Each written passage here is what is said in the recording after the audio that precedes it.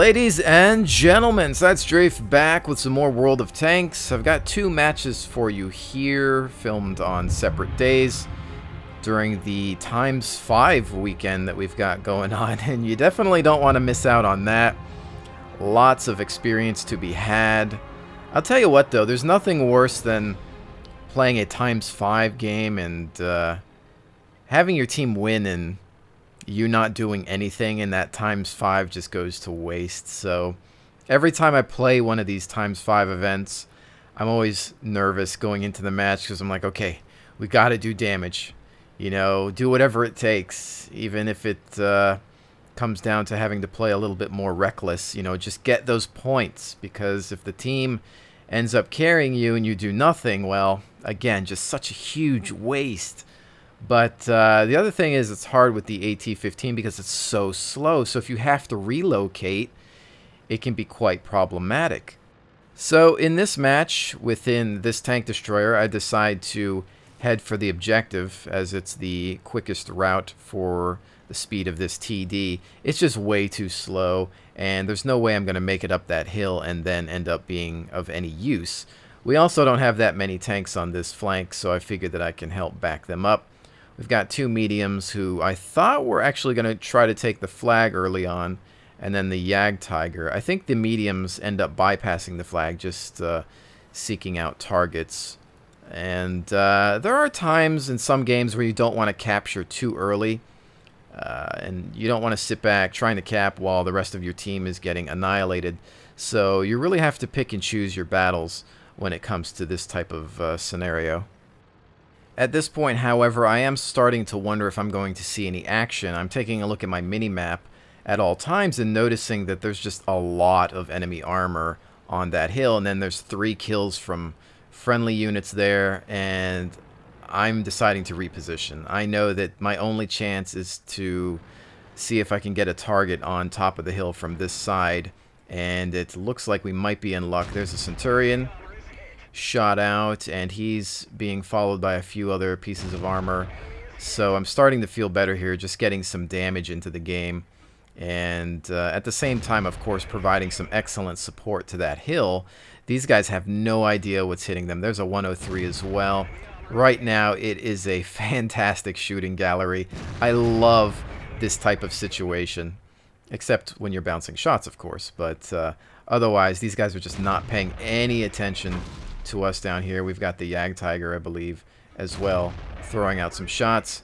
103 is deciding to stick around. He could be reversing or moving around, or at least giving us the front of his tank, but he's not doing so, and that ends with his demise. There's a Centurion, kind of hard to hit here, bouncing off that turret. I'm deciding to switch over to some premium because the match is nearing an end, or at least I was thinking it was, and I just want to make sure that I can provide as much support as I can. Unfortunately, now I seem to be out of targets. The rest of the enemy force just pushing forward over the hill, and I believe we were unopposed on the flag side, unless the mediums had ended up running into anything. But we could have perhaps gone for a capture, but then you have to ask yourself, would it have alerted the enemy? Would they have then sent some reinforcements to the flag? Would that have helped the hill? There's so many variables that you have to consider when playing World of Tanks, or any video game for that matter. Some of you might think maybe we should have gone for the cap. In this type of tank destroyer, I don't think I was the one that should have gone for that, but I obviously got in some nice damage there. We put some hurt on 3 tanks, and I feel that that is how I was most effective. I wouldn't really want to be in the cap because there's not a whole lot of cover here, and, well, now we're in the process of intercepting some enemy armor. We've got some auto-loaders to deal with, of course. I'm aware of that, but I'm thinking that I can maybe just angle my armor a little bit and deflect some of those shots. Dealing with a Yag Tiger, who definitely put some hurt on me. He decides to turn around there. It's a bounce because it's a steep angle, and I'm just thinking about weak spots. Machine gun port it is. Also some premium ammunition here because I am now, of course, getting desperate. And we know that there's an autoloader that decided to bypass me. And we just need to figure out where he's going. Again, I'm just so slow that it's really hard for me to engage these targets. We are now starting to cap. Our artillery piece decides to move into the flag, which is not a bad idea because it does provide some form of distraction. Now, as you can see here, I had attempted to assist our Indian Panzer, but as I've been saying most of this match, I'm just way too slow. So I'm hoping to predict some movement. Front, shot out, tail end destruction of that T-54. I know that now I have to just deal with that T-34, but again, I have to think strategically and take a look at the minimap and consider his angle of attacks. Is he going to come from my left? Is he going to pop up in front of me? I've lost quite a few hit points, of course, and I don't want to lose any more. If he manages to hit me, it's possibly 400 damage. So we need to think about where he's going to travel. We are capping, so maybe his attention will be on the flag, and of course it is. There he is on the minimap. So I begin to turn around. He is full health. We do have the artillery piece and Jagdtiger there to defend, but can I get there in time?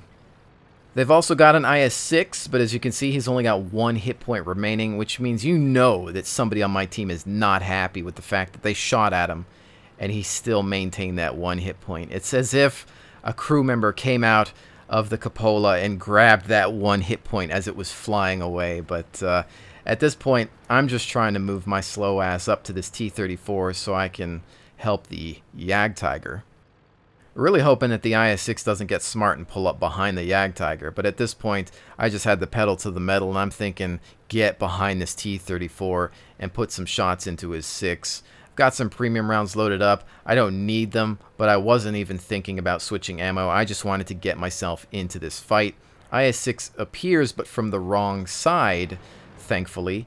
T-34, not even realizing that I'm here, totally tunnel visioning. But at this point, he's thinking about turning around, but it doesn't matter because the Jagdtiger can take him out. Shot into the front of the IS-6 for the victory. Rough game, but we managed to do it, and was very exciting to win that, especially on a 5 times bonus. That's 8,315 experience, ladies and gentlemen. I wish I could have games like that all the time. That was a bag of fantastic, if you ask me. But we did have to spend some money on premium ammo. I don't know that I necessarily needed it, but again, I just didn't want to take any chances. And I carry about 10 rounds with me just in case. I didn't profit on that match. In fact, I'm in the negatives, but that's why you own a couple of premium tanks, of course, to make up for credit losses like that.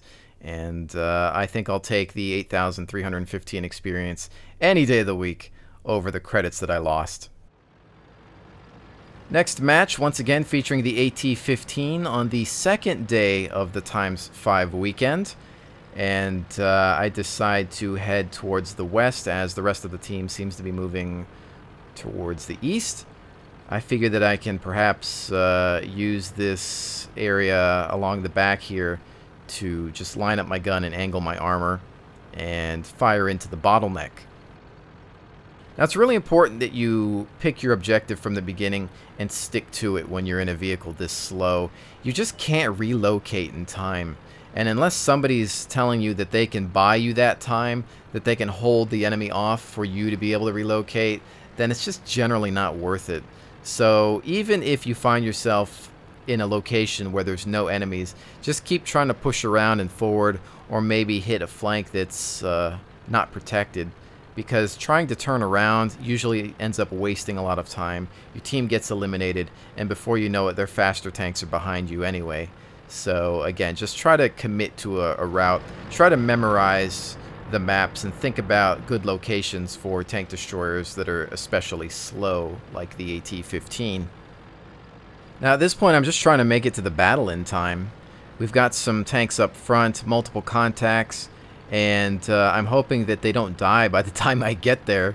We've got the ST up in front of us, who, in my opinion, is a really intimidating tank. That turret is really hard to get through, and even trying to penetrate his hull at times with the wrong calibers is not easy, but I'm almost here. Hold on. Wait for old man AT5. And you can see this Tiger P turning around, kind of rushing forward. I'm not sure that they're aware of my presence. And once I show up, I'm wanting to go for that track to stop him. But he's smart, repairs, gets out of there. Walrus Tamer up front. I put one into him. He bails out. And again, I just don't think that they knew that I was back here as well. They were just ready to deal with one tank. And the nice thing is, I've got this high rate of fire, so I can keep people pinned down, track, intimidate them, make them fall back. I'm doing about 200 damage or so, and that's enough to scare somebody away, especially when you've got the ST reloading his larger shot. I decide to roll forward a little bit more to help press the engagement. I figure that at this point, they're not going to want to come around this mountain anymore, so I just need to get up here and use my wide gun arc to perhaps get some fire into this battle. He bounces a shot, one goes into me, trying to go for some lower plate, 202, backing up for the reload, and just trying to not take any more damage. He shoots, but he's just full reverse now, so he avoids my reload time. That was my greatest advantage, but he's taken out from the flank, and this T-29 is looking to engage me, but I've got some shots on him. He appears to be stuck. No getting out of that spot. I've got some hull armor to shoot at for the elimination. But oh wait, there's more. We've got two tanks on our right. I'm taking some shots into the side, trying to bring her around, angle that armor, use the wide gun arc to return fire. 32 hit points remaining. There is no way I can survive this. Still putting out rounds, bouncing, track taking damage as well. Another bounce on the steep angle. Tiger's on fire. Track hit as I push forward. Unbelievable, ladies and gentlemen. This AT-15's frontal armor, while angled, plus the extremely wide gun arc, potentially saving my life. With that, now it's time to bring the fight to them, but they've still got a lot of tanks left. Artillery fire inbound. ST just being careful. I'm thinking about where my cover is. I see this Sherman wreck. I think that this might be a good spot. Shot out at the ST. Looks like it overpenetrates. Goes right through. He takes a lot of damage on that one. Not sure what hit him, but he manages to take one out in the process as we continue to push forward. Now here, ladies and gentlemen, I only have 32 hit points, so I really need to be careful. But I think I was getting a bit cocky, as you will soon see. I put myself well into the danger zone. As you can see here, I've still got some premium ammunition available to me. And I wasn't really thinking about it at the time because I think I was still in shock over surviving that last battle. And it goes to show you that even if you don't have any cover available to you, rely on your armor, angle your tank. Don't just sit there. Think about the angling at all times, because that is what saved me. And also think about moving, because that push forward meant that that Tiger's last shot went into my track instead of where he might have been aiming. And he may have not been able to pen, but regardless, a little bit of movement, a shake here and there, and some angling will work wonders. But right now we've got some threats forward. Jagdpanther 2. Don't really want to have to deal with this guy if he's got an upgraded gun, especially. Round out for some heavy damage, still using standard ammunition. I'm thinking I can put another one out, but I take a shot. My armor absorbs it by some miracle. Another round out, he's still alive. One shot to eliminate both of us. Premium ammo up, shot out, and he's gone. Holy frack, ladies and gentlemen. Once again, surviving. Perhaps it was a mixture of steep angling and the fact that he was uphill, having to shoot at me from a position that wasn't to his advantage. I don't know. Maybe it went into the mantlet. No idea where that last shot went. Really wasn't paying too much attention there. Heart-pounding situation, ladies and gentlemen. Unbelievable. This AT-15 may earn a permanent spot in my garage after seeing some of these battles today. You know, it's not perfect, it's really slow, but there are times where that wide gun arc and angle, all that thick armor up front, can really save you and intimidate the enemy. And considering the fact that I'm not even fully upgraded yet, I don't even have the Type B barrel, I don't even think I have the last engine. I still got a ways to go on upgrades for this thing, but wow, having a lot of fun with it, and actually looking forward to the Tortoise because the playstyle is very similar, but with a much more lethal gun. Not a bad game at all, as we can see from the statistics here, earning that Steel Wall and Spartan medal tenfold, and doing some nice damage in the process as well. Now, again, keep in mind that this was the second day of the ×5 weekend, which is why you're seeing me with over 7,000 experience. This is a completely separate day from the footage you saw in the start of the video. But anyways, ladies and gentlemen, I really hope that you've enjoyed this look at the AT15. I look forward to bringing you more World of Tanks, and with that said, I will definitely see you on the next one.